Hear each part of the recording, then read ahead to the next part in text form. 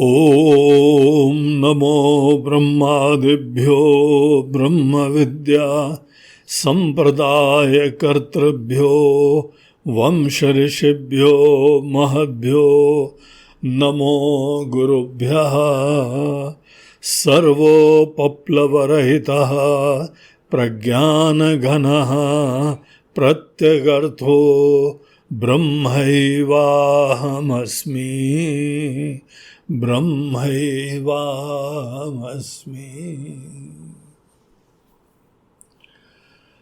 हरि ओम। आज साधना पंचकम के दूसरे दिन हम लोग सीधे पहले श्लोक पढ़ेंगे।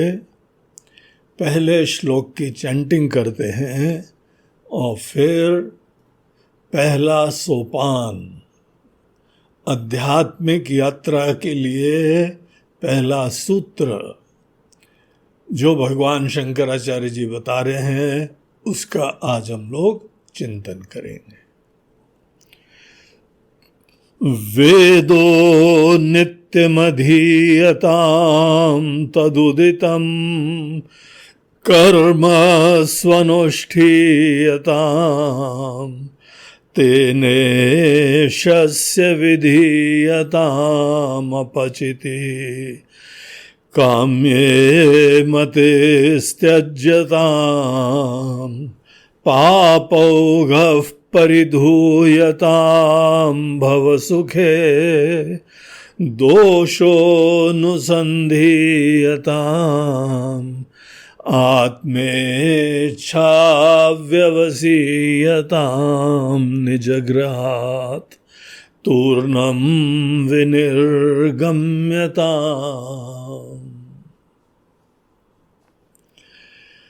तो ये साधना पंचकम का पहला श्लोक है और इसके अंदर 8 सोपान का प्रतिपादन करा गया है, 8 कदम। इसके अंदर हमारी इस आध्यात्मिक यात्रा के लिए देखिए बहुत ही यहाँ पे स्पेसिफिक ऑब्जेक्टिव है। अनेकों यात्राएं हैं। एक यात्रा होती है बाहर दुनिया में सिद्धि के लिए, एक स्वास्थ्य की प्राप्ति, योग की सिद्धि, भक्ति की प्राप्ति, तीर्थ यात्रा करना, जप करना, पूजा करना, अनुष्ठान करना, बहुत सारी जो है वो लक्ष्य होते हैं। लेकिन यहाँ पर अपने अंदर जगने के लिए, इसीलिए ये बात को सदैव ध्यान रखिए। प्रत्येक सूत्र का अध्ययन करते समय ये केवल कोई निष्प्रयोजन साधना नहीं है कि साधना के नाम पे साधना कर रहे हैं, औपचारिकता के लिए साधना कर रहे हैं। बहुत ही स्पेसिफिक ऑब्जेक्टिव, अपने अंदर जगने के लिए यात्रा बताई जा रही है। तो हम लोग यहाँ पर ये सोचें कि कोई व्यक्ति बिल्कुल नया इनिशिएट है, कोई नया व्यक्ति है।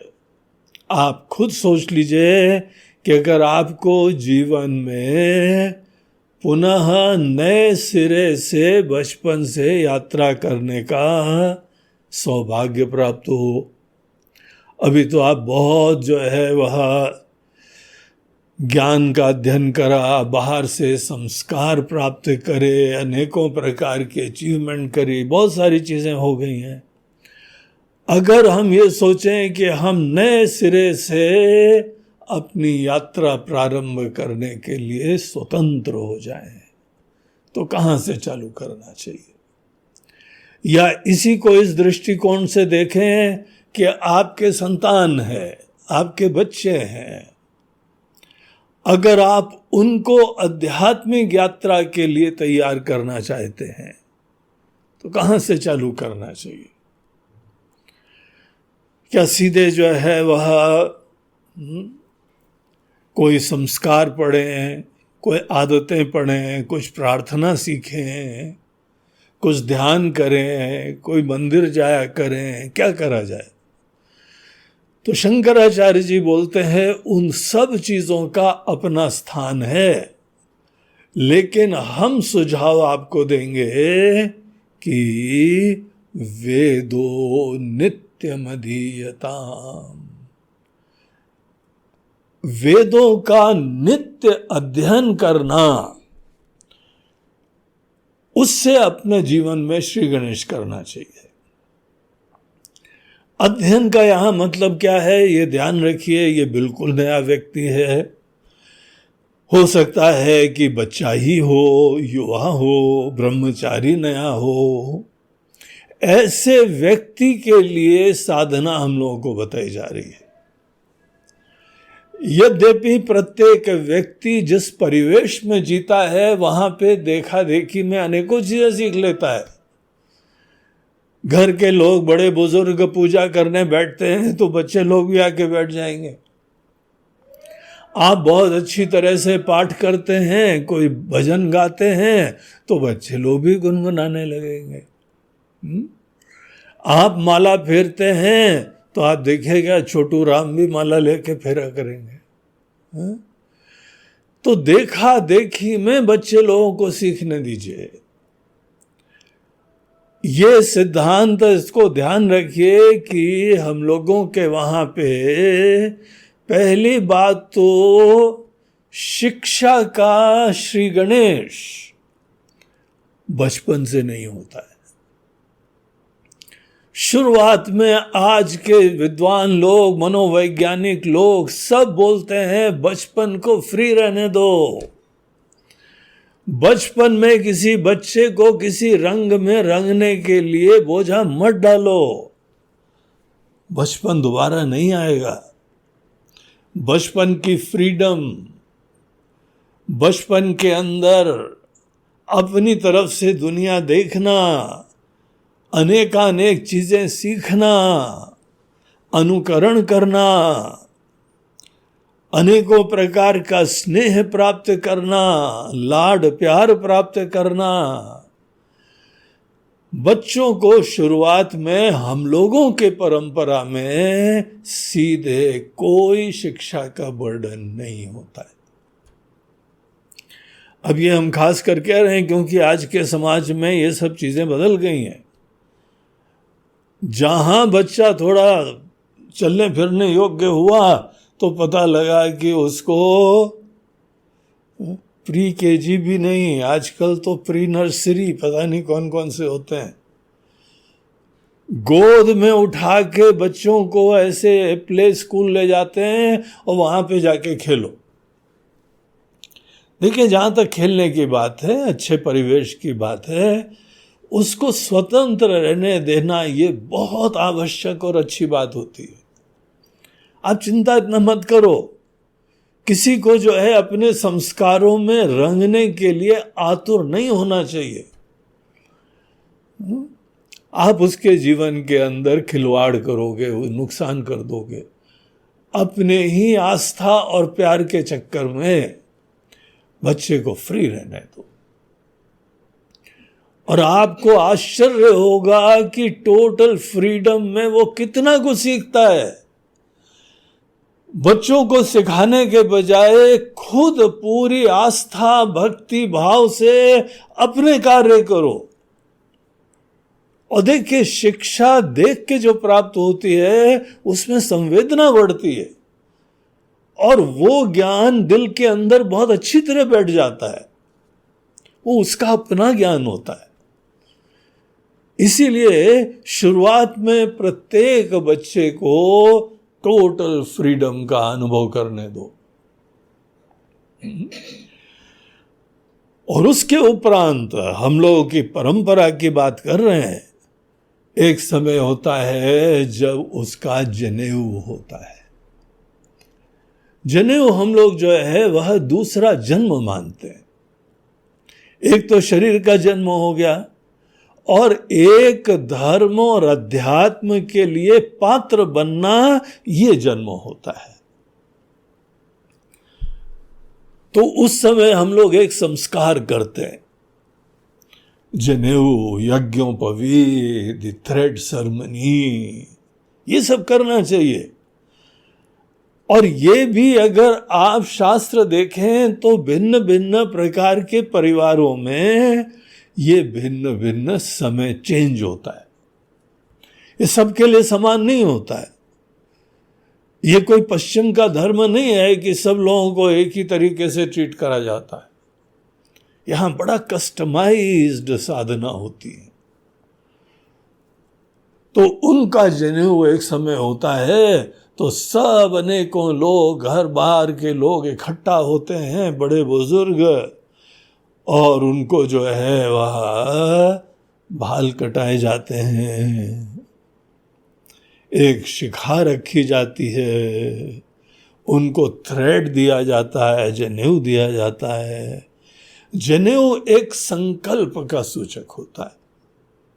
संकल्प लेने के बाद ही कर्म होते हैं। बगैर संकल्प के कर्म करना स्वच्छंदता होती है, मनमर्जी होती है, और उसकी कोई गति निर्धारित नहीं करी जा सकती। इसीलिए संकल्प पूर्वक डिसाइड करो और फिर इंप्लीमेंट करो। मन के अंदर इच्छा लाओ और उसको एग्जीक्यूट करो।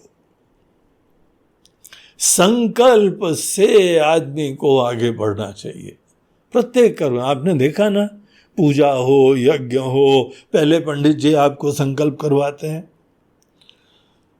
उसी तरीके से समस्त कार्यों में इसका अनुकरण करना चाहिए। तो ये जब जनेऊ होता है उसके बाद बच्चे को वेदाध्ययन कराया जाता है। वेद का अध्ययन कराना मतलब अब ये शास्त्रों में धीमे धीमे प्रवेश करेगा। और यहां ध्यान दीजिए कि जिस समय किसी का यज्ञोपवीत हो गया, जनेऊ हो गया, अब वो तैयार हो गया। भगवान के दृष्टिकोण से, हमारे आचार्यों के दृष्टिकोण से वो व्यक्ति की बुद्धि अब इतनी विकसित होने लगी है कि अब जाके वो संकल्प पूर्वक कार्य कर सकता है। जब तक आदमी का शरीर और मन, बुद्धि, ये सब चीजें डेवलप ही नहीं हुई है तो उसके ऊपर बर्डन डालना ये चीज अनुचित होती, गलत होती। हर चीज राइट टाइम से होती है। बीज देखिए अंकुरित होता है, फूल अपना देता है कि समय से देता है। शुरुआत में हम फूल जो है डालने के लिए खाद पानी दुनिया भर का केमिकल डालने लगेंगे, उससे उसकी नुकसान हो जाता है। तो ये अपनी परंपरा का स्पिरिट देखिए, इसके पीछे का भाव देखिए, और उसको जो है सबसे पहली चीज केवल वेद का अध्ययन करना सीखना चाहिए। यहां से शंकराचार्य जी प्रारंभ करते हैं। ये सनातन धर्म की परंपराओं का सूचक है। ये अंदर एक ज्ञान के संस्कारों को डालने की प्रधानता है। अगर आप कुछ पूजा पाठ करवाने लगेंगे, बोलेंगे जब पढ़ो ये काम, बोले नहीं, करना। देखिए, एक होता है करना, एक होता है जानना। कर्म का बड़ा महत्वपूर्ण रोल होता है, लेकिन ज्ञान से ज्यादा इंपॉर्टेंट नहीं होता है। कोई भी दुनिया में ऊंचाई को प्राप्त करता है ज्ञान के वजह से। नासमझी से किए हुए कर्म कब तक आपको साथ देंगे? कुछ थोड़ी बहुत किस्मत होगी, कोई काम बन जाएगा, लेकिन जब ज्ञान ही नहीं होगा तो वो टिक नहीं पाएगा। इसीलिए जहां से प्रारंभ करना चाहिए वो ज्ञान प्रधान संस्कार होते हैं। खुद भी जो है वह आदर से, बड़े श्रद्धा से वेद का पाठ करो, वैदिक चैंटिंग करो। वैदिक चैंटिंग, वेदो नित्यम अधीयताम, वेदों को नित्य पढ़ो। यहां अधीयताम का अर्थ एक बालक के लिए, एक बच्चे के लिए शुरुआत में जो आध्यात्मिक यात्रा प्रारंभ कर रहा है वहां पे अधीयताम का अर्थ कोई बहुत अर्थ के साथ चिंतन मनन करना नहीं होता है, हो ही नहीं सकता है, इम्प्रैक्टिकल बात है, असंभव चीज है। तो वहां पे अधीयताम का मतलब क्या होगा? चैंटिंग करो, बहुत श्रद्धा से वेदों की चैंटिंग करो, अध्ययन करो। इसको स्वाध्याय भी कहा जाता है। ब्राह्मण लोग स्वाध्याय करते हैं, स्वाध्याय करते हैं, देखिए वैदिक चैंटिंग करते हैं। और जो वैदिक चैंटिंग अच्छी तरीके से करता है, आई टेल यू, उस आदमी की सब फैकल्टीज रिफाइन हो जाती, वाणी की शुद्धि, और वाणी की शुद्धि के द्वारा मन की सुंदरता, ये अप्रोच यहां शास्त्रों की है। और आप देखिए, आप अनेक मंत्र पढ़ते होंगे, लेकिन हम आपको जो है वह डंके की चोट पे बता सकते हैं, अनेकों लोगों का मंत्र उच्चारण आज भी सही नहीं होता है। अनेकों लोग जो हैं वह वेदों के चैंटिंग के क्लासेस चलाते हैं, और उनको पता रहता है कि लोगों को एक मंत्र सिखाना, चैंटिंग कराना कितनी टेढ़ी खीर होती है। उनसे बोलो, कहो सहना भवतु, तो बोलते हैं सहना भवतु, वो जवान भी नहीं आता है। आप विचारिए, समथिंग सीरियस। हमको कोई बता रहा है, कह रहा है, हम सुन रहे हैं, और तो भी हमारी जबान बोल नहीं पा रही है। गीता के श्लोक देखिए, उपनिषद के मंत्र देखिए, अरे बाकी तो छोड़ो, रामायण की चौपाई देखो, इनका भी उच्चारण चैंटिंग कितना सही करते हो।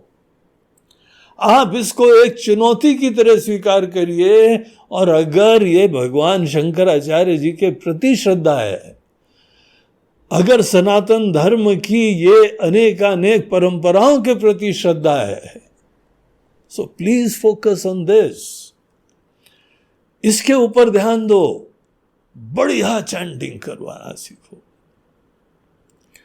जो आदमी संस्कृत की चैंटिंग करता है वो खुद संस्कृत हो जाता है। संस्कृत किसको बोलते हैं? Purified, refined, polished. मात्र इतना, और इतना ज्यादा अद्भुत परंपराएं हैं कि हमको याद है जब हम आश्रम में गए तो हम लोगों को कहा गया है, पंडित जी बुलवाए गए थे तिरुपति से। तिरुपति के अंदर वैदिक अनेकों जो है मंत्रों को चैंट करने वाले विद्वान लोग हैं, और बहुत निष्ठावान, अद्भुत प्रकार के। और भी जगह हैं, हम लोग के वहां से बुलाए गए थे। काशी के पंडितों को देखिए, दक्षिण में सभी मंदिरों में देखिए, आज साउथ इंडिया में अनेकानेक परंपराएं बहुत अच्छी तरीके से फॉलो होती। इट्स लिटरली इंस्पायरिंग, इतना बढ़िया तरीके से होता है। तो ये आचार्य बोलते हैं कि आप जो हैं वह वैदिक चैंटिंग से शुरुआत करो। इससे क्या होगा? इससे अनेकों चीजें होती हैं।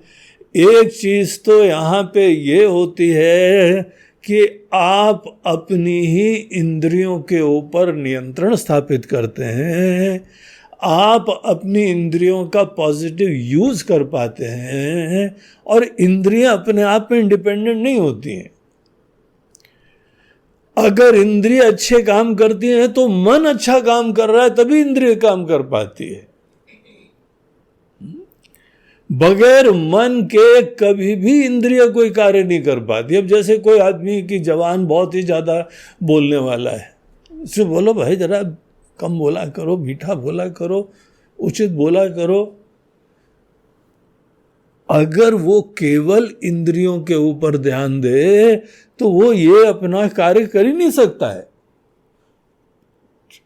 इंद्रियां हमारी मीठा बोले, कम बोले, सुंदर बोले, उसके लिए मन ऐसा बनना पड़ता है। जो वैदिक चैंटिंग बहुत अच्छी तरीके से करता है, आप आंख बंद करके समझ लीजिए, उस व्यक्ति का मन बहुत ही शांत, फोकस्ड और श्रद्धालु होता है। और किस चीज में श्रद्धा होती है? देखिए, आप यहां किसी बाहरी मूर्ति, कोई देवता, उनको वही नमन करना, उनका पूजा करना, उसकी अगर इंपॉर्टेंस देते हैं तो उस व्यक्ति के लिए प्रायोरिटी कोई बाहर की शक्तियां हो जाएंगी।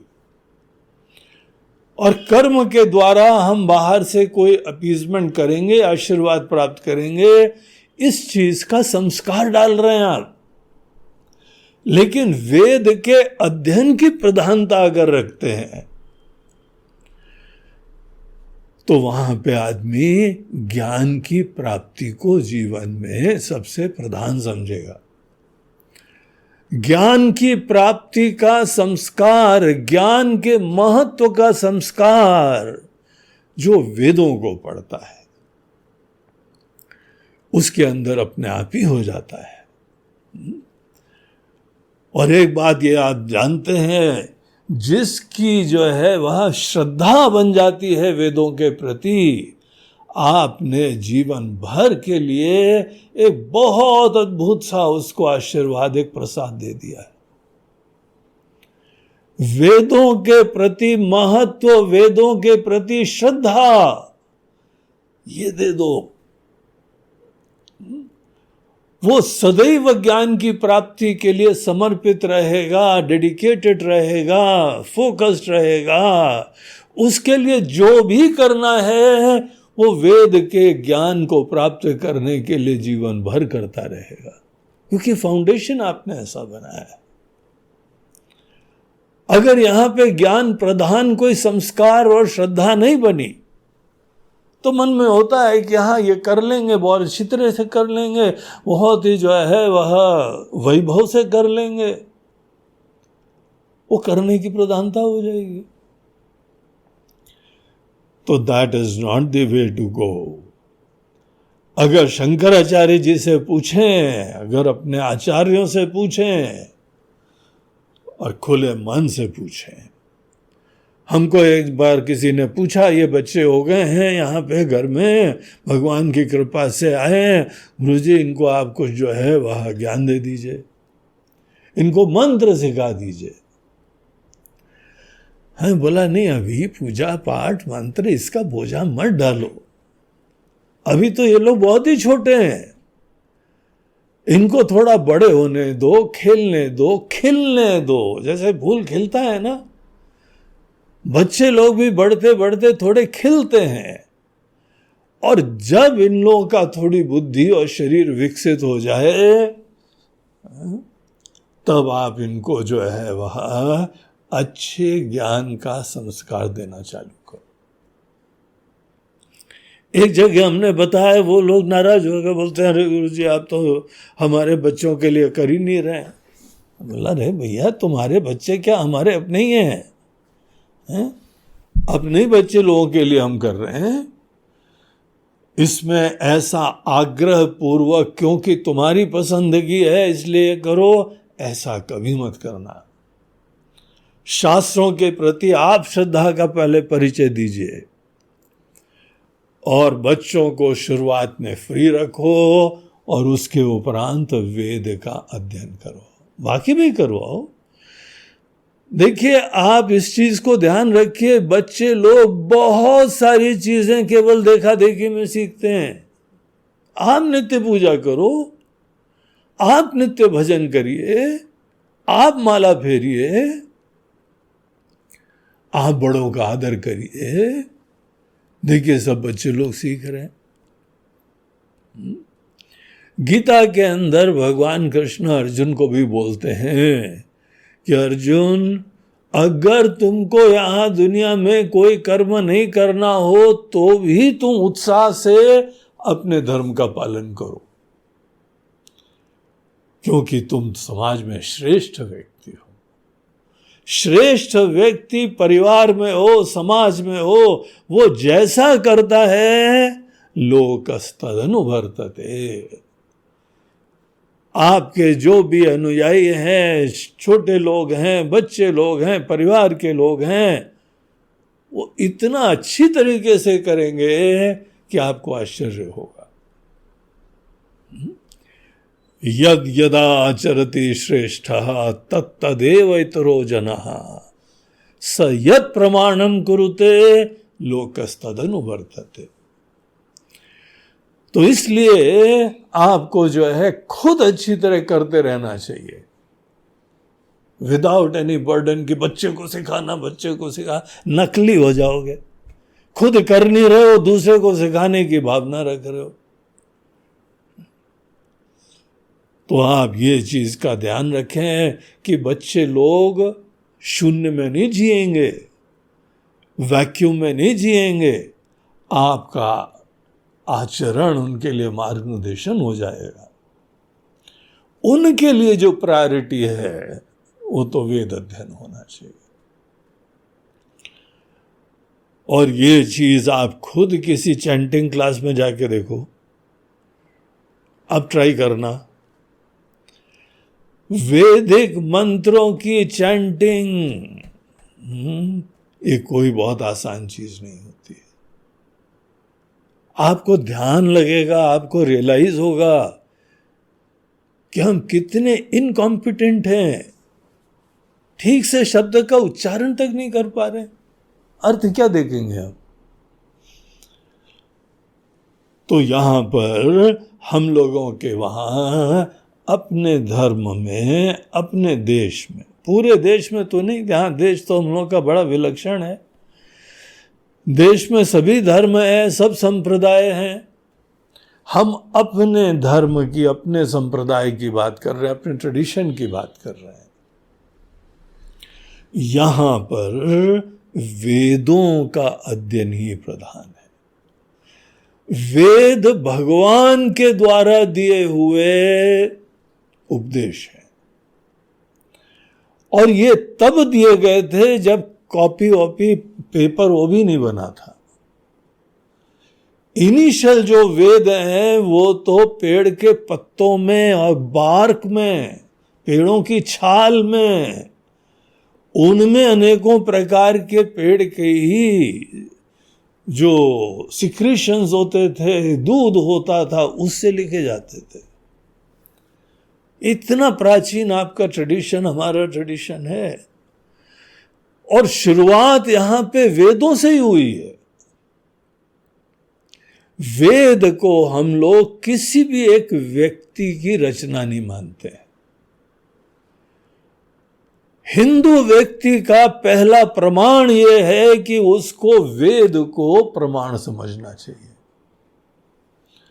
और जितनी रिस्पेक्ट हम वेद की करते हैं वो किसी और के लिए नहीं हो सकती, क्योंकि ये साक्षात भगवान की वाणी है, सृष्टि के प्रारंभ में दी गई है।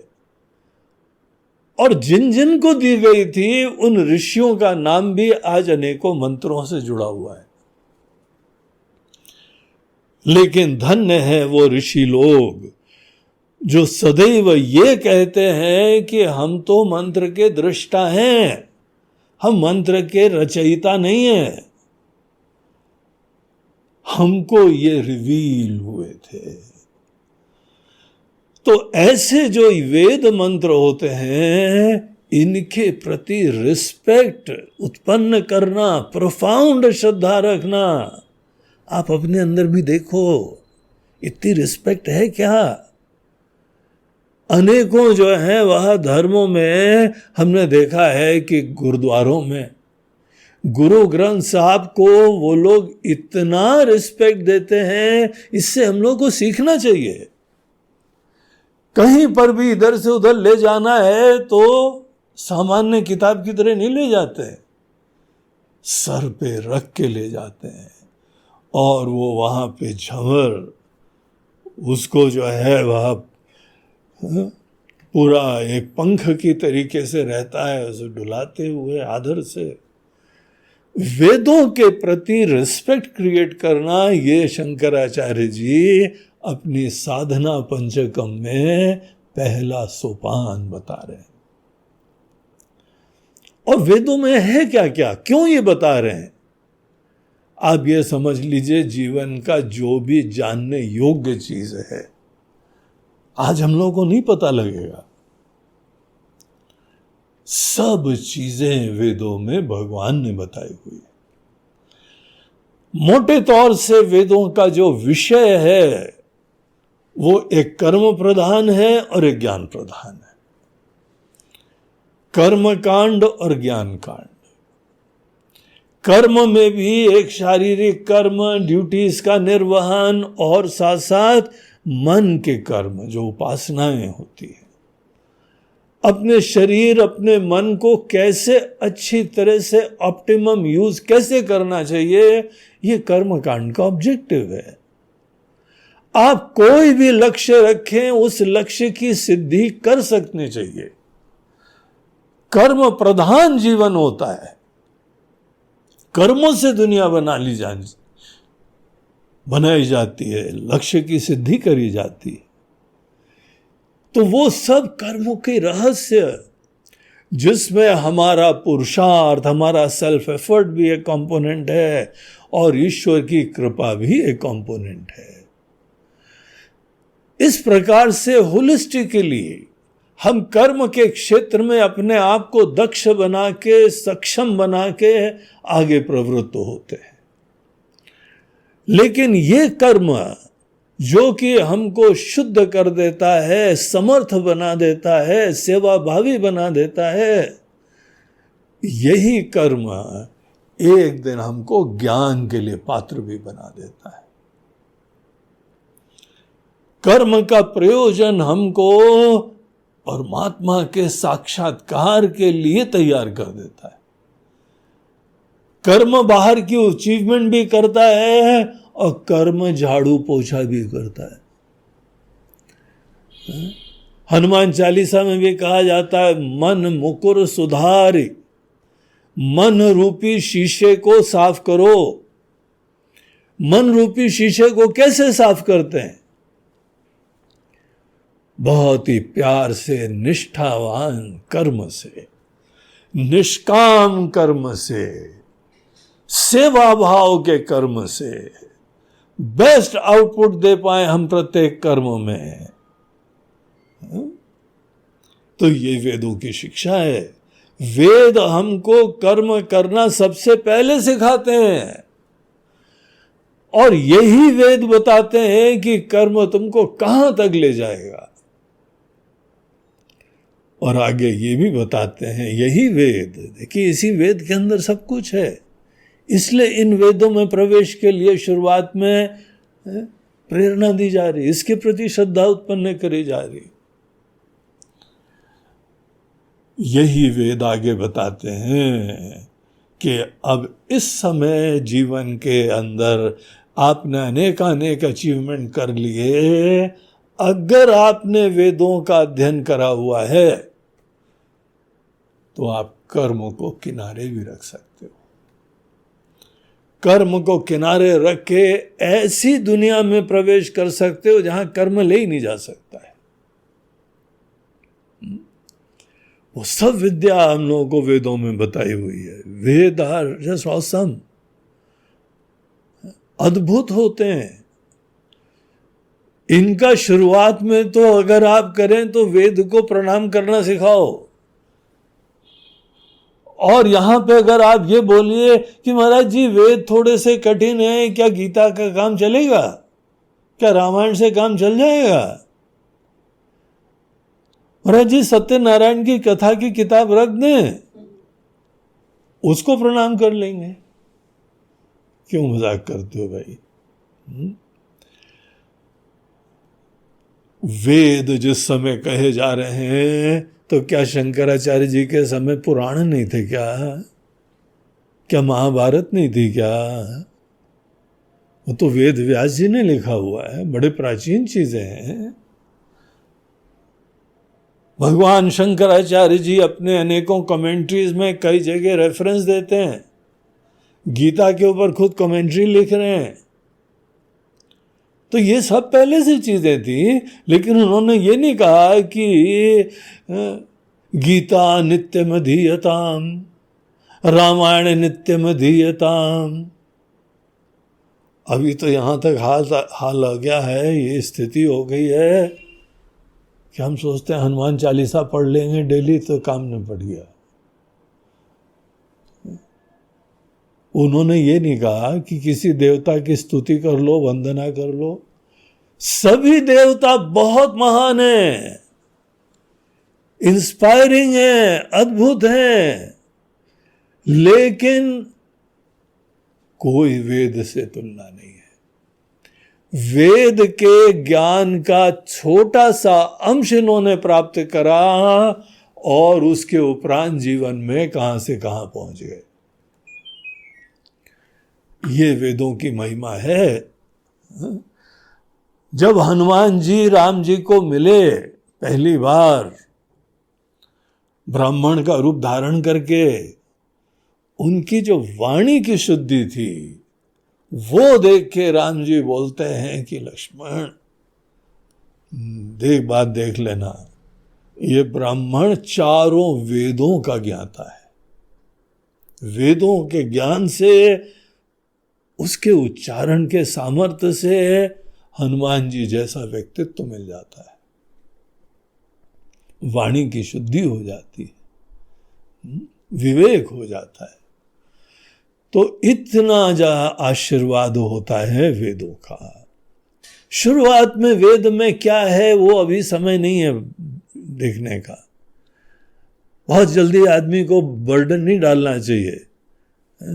कोई बोझा बच्चों के ऊपर डाल दो, अपने ऊपर डाल दो, सभी वेद वेदांत का अध्ययन के लिए वहां सत्संग में पहुंच जाओ। तो रिलैक्स, हर चीज का समय होता है। पहले आप खुद वेदों की बढ़िया चैंटिंग सीख लो। ये आपकी वेदों के प्रति श्रद्धा का सूचक है, आपकी तपस्विता का सूचक है, आपकी साधना करने का सामर्थ्य का सूचक है। तो यहां से जो है शंकराचार्य जी इस आध्यात्मिक यात्रा का श्री गणेश करते हैं। तो फाउंडेशन तो बना लो, वेद के प्रति श्रद्धा तो उत्पन्न कर लो। और आप समझ लीजिए, जब आपके अंदर किसी चीज के प्रति श्रद्धा उत्पन्न हो जाएगी, आप ढूंढोगे दाएं बाएं, अर्थ कोई बता दे। एक सज्जन हमारे पास आए, वो बचपन से जो है हनुमान चालीसा का पाठ करते थे। उन्होंने यही निवेदन करा, महाराज जी हनुमान चालीसा का गूढ़ रहस्य हमको कृपया बता दीजिए। है बोला वेद सीख लो, गीता बता दे। नहीं गीता नहीं, आप हमको तो हनुमान चालीसा बता दो। अब देखो, हनुमान चालीसा का अर्थ ढूंढने के लिए इधर उधर दर दर भटक रहा है, निवेदन कर रहा है। ऐसा कैसे हो गया? क्योंकि उनके बड़े बुजुर्गों ने घर के अंदर प्रत्येक व्यक्ति को हनुमान चालीसा का पाठ करवा दिया। पूजा में वही पाठ करते थे, नहाने के समय भी वो पाठ करते थे, मंदिर में जाते थे पाठ करते थे। जिस चीज का आप पाठ करने लगेंगे उसी का अर्थ जानने की प्रेरणा होती है। गायत्री मंत्र का आप जाप करने लगो, गायत्री मंत्र के प्रति ऐसी प्रोफाउंड श्रद्धा हो जाएगी कि कहीं कोई प्रवचन चल रहा हो जो गायत्री मंत्र का रहस्य बता रहा हो, आप बोलेंगे यही तो जगह जो हम ढूंढ रहे थे। अद्भुत आशीर्वाद हो गया भगवान का। तो यहां शंकराचार्य जी बोलते हैं, वेदो नित्यम अधीयताम, वेद का आप अध्ययन करो, पाठ करो। एक चैलेंज लो, एक चुनौती लो और हमको संस्कृत नहीं आती। अरे सीखो। जो बच्चे लोग कोई जापान, चाइना, जर्मनी और इधर उधर जाते हैं, वो देखो कोई जर्मन सीख रहा है, कोई चाइनीज सीख रहा है, कोई ये सीख रहा है, और आप अपनी ही यह दिव्य भाषा नहीं सीखने के लिए कोशिश कर रहे हो। और शुरुआत में आपको पूरा व्याकरण समझ के कोई पंडित नहीं बनना है, केवल उतना सीखो कि आप वेदों का पाठ कर सको। तो इस चीज से जो है यहाँ पे साधना पंचकम से प्रारंभ करते हैं। और बाय द वे आपको हम बताएं, हम लोग कोई छोटे छोटे बच्चे नहीं थे। हम अपने गुरुदेव के आश्रम में एक ग्रेजुएट, पोस्ट ग्रेजुएट हो के वहां पहुंचे थे। हम लोगों को भी सबसे पहली चीज बताया, बोला पंडित जी सब लोगों को वेदों का मंत्र सिखाओ, चैंटिंग सिखाओ। और तब पता लगा इट इज नॉट इजी। हमको लग रहा था हम तो पढ़ लेंगे, तो आप करके देखिए। और जो वेद का अध्ययन कर लेता है वो आदमी अपने आप चित्त की शुद्धि कर लेता है। ये हमारे एक स्वामी जी बताया करते थे कि संस्कृत के अध्ययन से तुम खुद संस्कृत हो जाओगे। बहुत ही अच्छी तरीके से प्योरीफाइड। अब जब तक किसी आदमी के अंतःकरण में शुद्धि का काम नहीं हो, जब तक श्रद्धा नहीं हो, तब तक कौन सी यात्रा बताएंगे हम? आपको एक लंबी यात्रा के ऊपर ले जा रहे हैं, वहां पे ये दो चीजें जरूरी हैं। आपके मन की शुद्धि होनी चाहिए और साथ ही साथ प्रगाढ़ श्रद्धा होनी चाहिए, क्योंकि इसी के अंदर हम अनेक रत्न निकालने जा रहे हैं, अनेक खजाने यहां से निकालने जा रहे हैं। तो इस तरीके से ये पहला सूत्र आता है। अनेकों लोग जो हैं वह वेदो नित्य में धीयता में बोलते हैं कर्मकांड का ज्ञान प्राप्त करो, उपासना कांड का ज्ञान प्राप्त करो, ज्ञान कांड का। ये सब नहीं है, सब जबरदस्ती किसी के ऊपर बर्डन डालने की बात होती है। कुछ नहीं करो, केवल अध्ययन करो, केवल पाठ करो, केवल चैंटिंग सीखो। और ये चैंटिंग आपके लिए क्या आनंद का विषय होगी। लोगों ने आज जो है वैदिक चैंटिंग के प्रभाव के ऊपर रिसर्चेस करी हैं। हमको किसी ने बताया था, कहां तक सही है गलत है हमको नहीं पता, कि जर्मनी में किसी ने वहां वेदों के प्रति बड़ी श्रद्धा है। एक हॉस्पिटल में एक ही विषय के 2 वार्ड थे।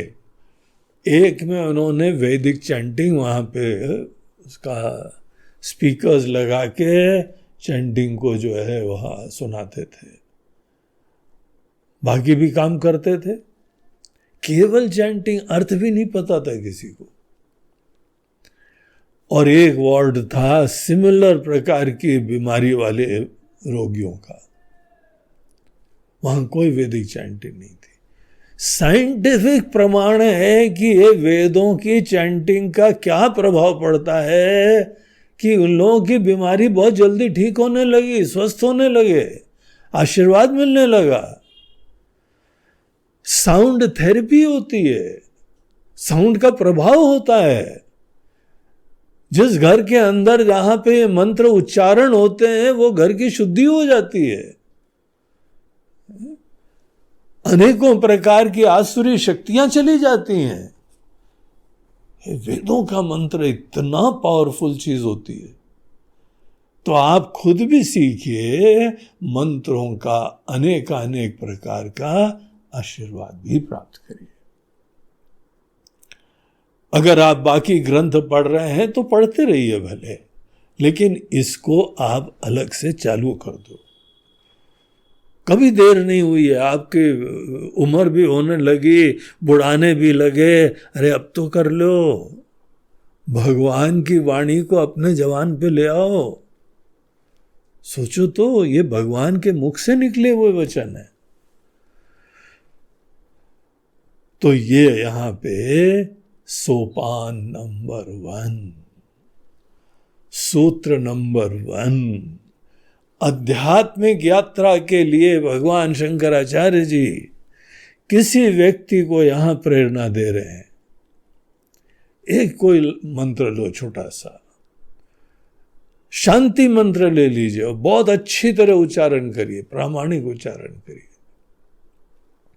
केवल पढ़ना नहीं होता है, प्रॉपर उच्चारण स्वर के साथ। इसमें स्वर होते हैं, कहाँ ऊपर जाता है, कहाँ नीचे जाता है टोन, उसके साथ।